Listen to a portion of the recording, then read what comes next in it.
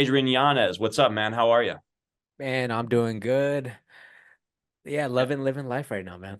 Absolutely. I mean, I got it. Before we get started, I got to give you a quick little happy belated birthday. I know that your birthday was a couple days ago. Happy birthday, man. How'd you celebrate? Man, honestly, just spent it with my family and then went to go buy my son some stuff. So, as a grown man should, you end up buying your son gifts. So I got to ask this question. Every time it's a birthday, I got to ask this question. Did you get the birthday sex in? That's important, Ah, you know? I got it a couple days early.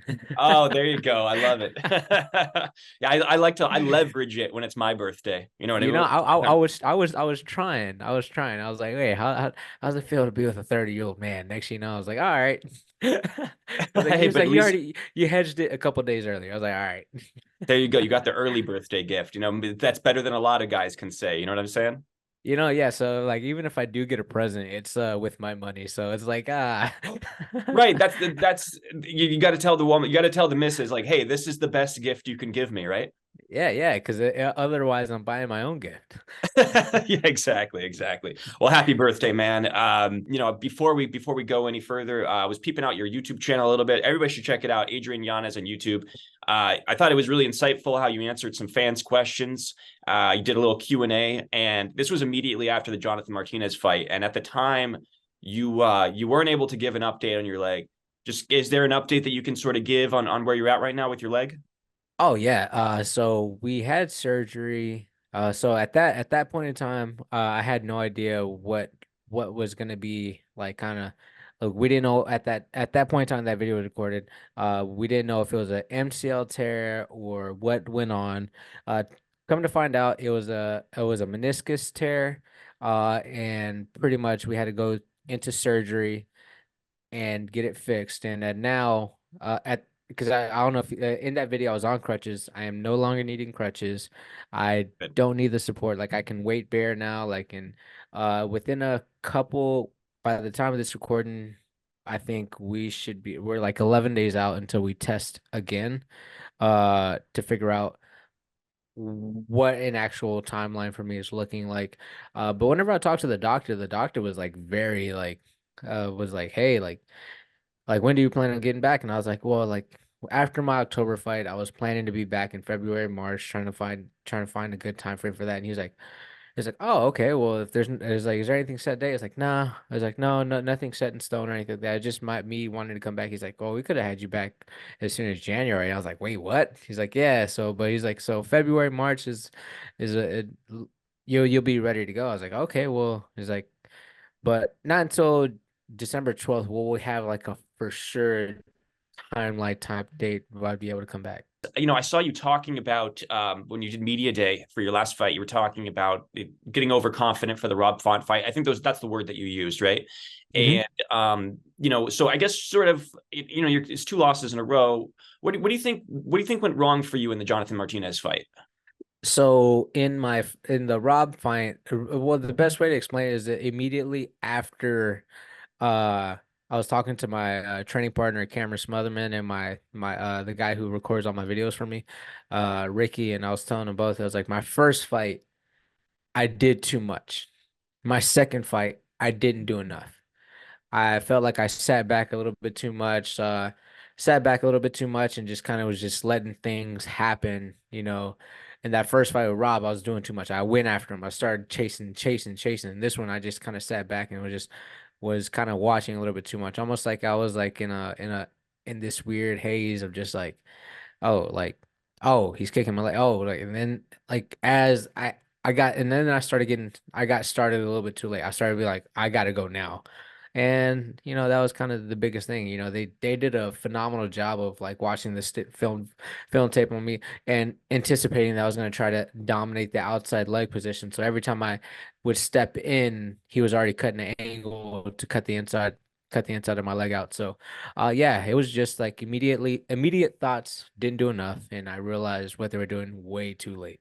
Guys, we're in the dog days of the NFL season now, and Inside Fighting has partnered up with DraftKings, an official partner of the NFL, to bring you guys an awesome deal where if you are a new DraftKings customer, you can bet $5 of your own money. You get $150 of bonus bets instantly. If sports betting is not yet available in your state, don't worry about it. You can still get in on all the fun by doing DraftKings daily fantasy sports, which I do all the time and I love it. So download the DraftKings Sportsbook app now. New customers who use promo code InsideFighting bet $5 and you get $150 of bonus bets instantly. Adrian, Sean O'Malley versus Chito Vera for the UFC Bantamweight Championship. Who you got and why? I am gonna go with O'Malley.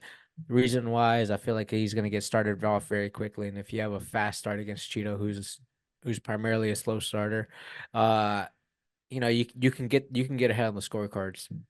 So I'm gonna go with the safer pick, O'Malley, but yeah, you can never count Cheeto out. Yeah, people think that that first fight was a fluke with Chito and O'Malley because Chito, I guess O'Malley's knee got compromised. Do you see it that way, or do you think that's just the way that's the fight game? Yeah, that's absolutely the fight game. You can't like I don't like to call anything a fluke just because like bro like or people say lucky punch or lucky kick. I was like, no, because you meant to throw it, you meant to do this, you meant to do that. Like it'd be pretty much me calling the Rob fight like, oh, that was that was a lucky punch. Like, no, no, no, no. He meant to throw that, he meant to hit it, he meant to land that shot.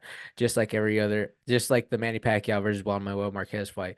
It's like that Right. wasn't a lucky punch. That was he meant to throw that shot. So I don't consider any of those fights to be like, oh, it was a lucky shot. I don't consider any of that lucky or a fluke. I wanted to get back to boxing because you're known for your boxing. You're a boxing guy. Sean O'Malley has called out some big name boxers like Tank Davis, Ryan Garcia, Shakur Stevenson, Devin Haney. How do you think Sean O'Malley can handle in the boxing ring against these guys? Man, I would say I was very big, and I will eat my words against the Francis Ngannou fight because I thought Francis Ngannou was just gonna get mopped the floor with. But You're not alone, bro. You're not alone. yeah, so I will eat crow on that one. Uh, but whenever I look at guys, I just feel technically they are way better than the heavyweights. I feel like the more we move down in weight classes, the more technically refined you have to be. Right. And you know what? If those fights were to ever happen and it goes the same way that the Tyson and Francis fight went, I'll eat crow again, but I just don't think I think there's just a level and scale like there's a gap, there's a huge gap, and I feel like it'd just be a payday type thing. I just don't think there would be too much competitiveness in those fights. Uh, maybe the Ryan Garcia one, maybe, but just because of some technical flaws, like, he drops his right hand when he throws his left hook.